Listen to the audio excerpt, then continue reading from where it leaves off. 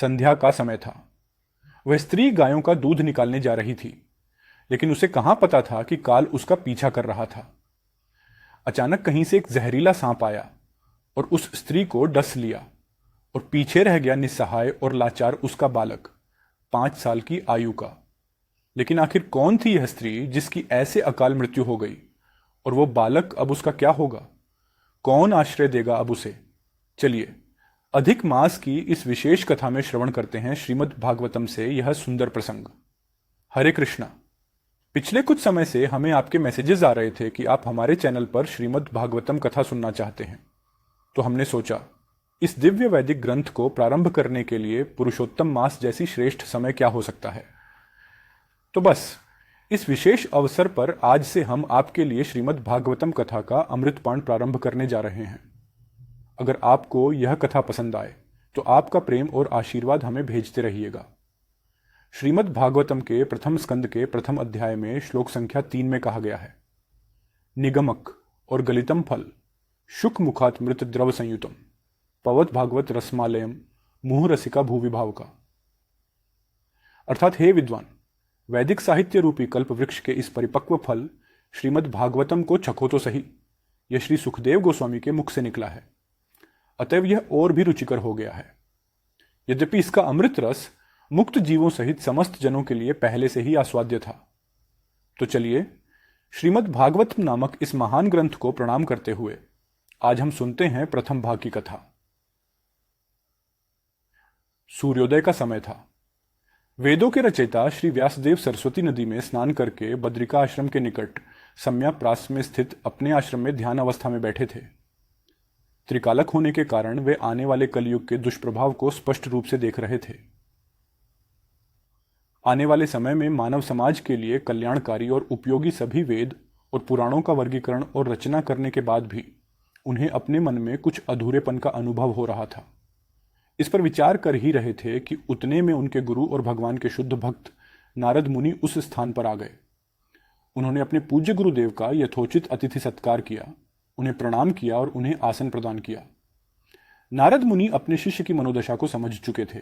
उन्होंने व्यासद से कहा, हे पराशर नंदन, निसंदेह तुम आत्मा साक्षात्कार के स्तर को प्राप्त कर चुके हो। तुमने वैदिक सिद्धांतों का यथोचित विवरण प्रस्तुत किया है। क्या तुम उससे संतुष्ट नहीं हो? तुम्हारे मन में यह निराशा कैसी? अपने गुरुदेव के वात्सल्यपूर्ण वचनों को सुनकर श्री व्यास ने कहा, हे गुरुवर, आपने सत्य कहा। इतनी महान उपलब्धियों को प्राप्त करने के बाद भी मैं असंतुष्ट हूं। आप तो असीमित ज्ञान के भंडार हैं। कृपया मेरी इस निराशा का कारण स्पष्ट करें। प्रभु के उत्तर में नारद मुनि ने कहा, हे, ऐसा कोई भी ज्ञान और सिद्धांत जो परम भगवान को संतुष्ट नहीं करता उसे अर्थहीन माना जाता है। तुमने अपने ग्रंथों में धर्म, अर्थ, काम और मोक्ष को तो प्रस्तुत कर दिया है, लेकिन तुमने पूर्ण पुरुषोत्तम परम भगवान की कीर्ति तथा उनकी अद्भुत दिव्य लीलाओं का वर्णन नहीं किया। जो ज्ञान भगवान के साकार पहलू को निर्दिष्ट नहीं करता वह आत्मा को पूर्ण संतुष्टि कैसे प्रदान कर सकता है? इसलिए तुम परम भगवान की दिव्य लीलाओं का मनन करके एक ऐसे अनोखे ग्रंथ का निर्माण करो जिसे सुनने मात्र से लोग भवबंधन से मुक्त हो सकें।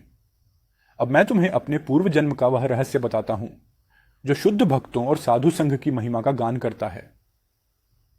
इतना कहकर नारद मुनि ने अपने पूर्व जन्म की कथा कहना प्रारंभ किया। यह प्रसंग ब्रह्मा जी के पिछले दिन में घटित हुआ था। एक साधारण सी दासी के घर में एक दिव्य बालक का जन्म हुआ। वह बालक असाधारण तेज से युक्त था।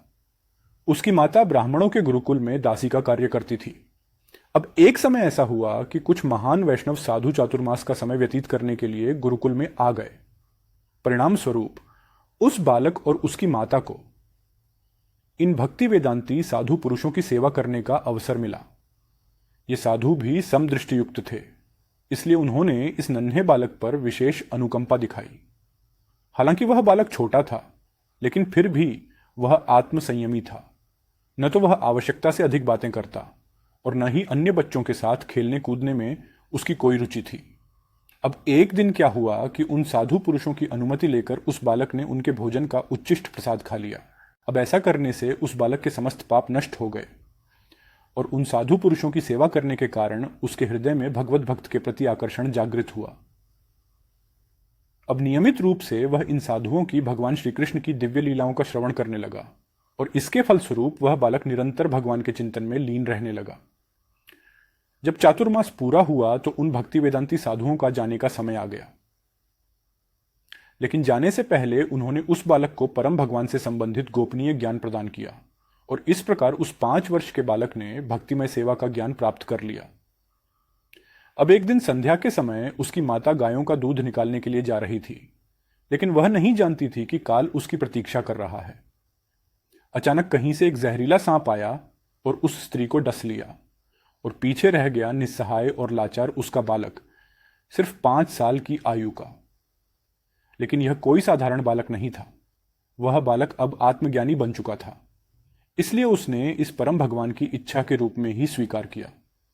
अपनी माता का अंतिम संस्कार संपन्न करके उसी क्षण उस बालक ने घर को त्याग दिया और उत्तर दिशा की ओर सदर मार्ग में अनेक नदियों, तालाब, नगर, शहरों, खेत खलिहानों को पार करता हुआ वह बालक एक जंगल में जा पहुंचा। यह जंगल सर्प और उल्लू से भरा हुआ था। उस बालक ने पास के एक सरोवर का जल पिया और स्नान किया। शरीर में नवीन ऊर्जा का संचार होते ही वह एक वट वृक्ष के नीचे बैठ गया और उसके गुरुजनों ने उसे जिस प्रकार सिखाया था उसी प्रकार वह अपने हृदय में परम भगवान के ऊपर ध्यान केंद्रित करने लगा। जैसे ही उस बालक का ध्यान परम भगवान श्री कृष्ण के चरणों में केंद्रित हुआ तो उसके अंदर दिव्य प्रेम के लक्षण प्रकट होने लगे। उसकी आंखों से अश्रु बहने लगे। भगवान श्री कृष्ण उसके हृदय में प्रकट हो चुके थे और उन्हें देखकर वह बालक इतना भाव विभोर हो गया कि वह न तो स्वयं को देख पाया और न ही भगवान को। जब भगवान उसके हृदय कमल में प्रकट हुए तो वह बालक अत्यंत विह्वल हो उठा और बार बार उन्हें देखने का प्रयास करने लगा। उसके ऐसे प्रयासों को देखकर एक दिव्य आकाशवाणी हुई और वह भगवान की वाणी थी। भगवान ने कहा, हे बालक, मुझे दुख है कि अब इस जन्म में तुम मेरा दर्शन दोबारा प्राप्त नहीं कर पाओगे।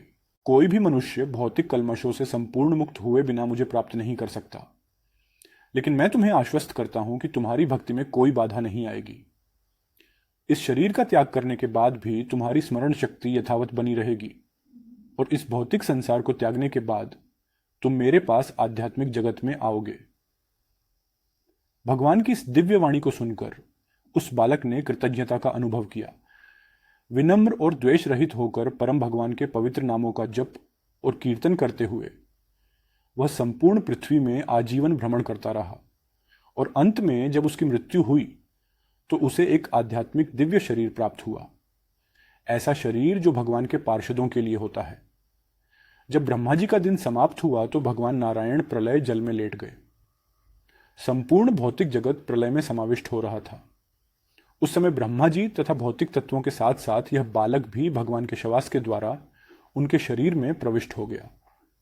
जब ब्रह्मा जी की रात्रि पूरी हुई और दिन का प्रारंभ हुआ तो यही बालक फिर एक बार ब्रह्मा जी के पुत्र के रूप में प्रकट हुआ और फिर वे कहलाए नारद मुनि। और बस उसी समय नारद मुनि भगवान श्री कृष्ण द्वारा उन्हें दी गई वीणा लेकर भगवान की लीलाओं और गुणों का गायन करते हुए भौतिक और आध्यात्मिक जगत में विचरण करते रहते हैं। भगवान के शुद्ध प्रेम भक्ति का उपदेश देकर वे कई जीवों का उद्धार भी करते हैं। तो यह थी नारद मुनि के जन्म की कथा। लेकिन क्या आप जानते हैं जिन्होंने स्वयं इस सृष्टि की रचना की और जो नारद मुनि के भी पिता हैं, वे ब्रह्मा जी का जन्म कैसे हुआ था? तो वो हम आपको बताएंगे श्रीमद् भागवत कथा श्रृंखला की अगली कड़ी में। तो कैसी लगी आपको यह कथा? क्या आपने नारद मुनि के जन्म के विषय में यह कथा पहले कभी सुनी थी? इसका जवाब हमें नीचे कमेंट बॉक्स में लिखकर भेजिएगा। अगर यह कथा अच्छी लगी हो तो इसे लाइक कीजिए और अपने व्हाट्सएप ग्रुप में सभी को भेज दीजिए। और इस पुरुषोत्तम मास में भगवान और उनके भक्तों की ऐसी ही मधुर और प्रमाणभूत श्रीमद् भागवत कथाएं सुनने के लिए आप अपने इस चैनल को सब्सक्राइब कर लीजिए। और हाँ, याद रहे, यह विशेष पुरुषोत्तम मास है, इसलिए परम भगवान श्री कृष्ण के चरण कमलों को सदैव अपने मन और हृदय में स्मरण करते रहिए। हरे कृष्णा।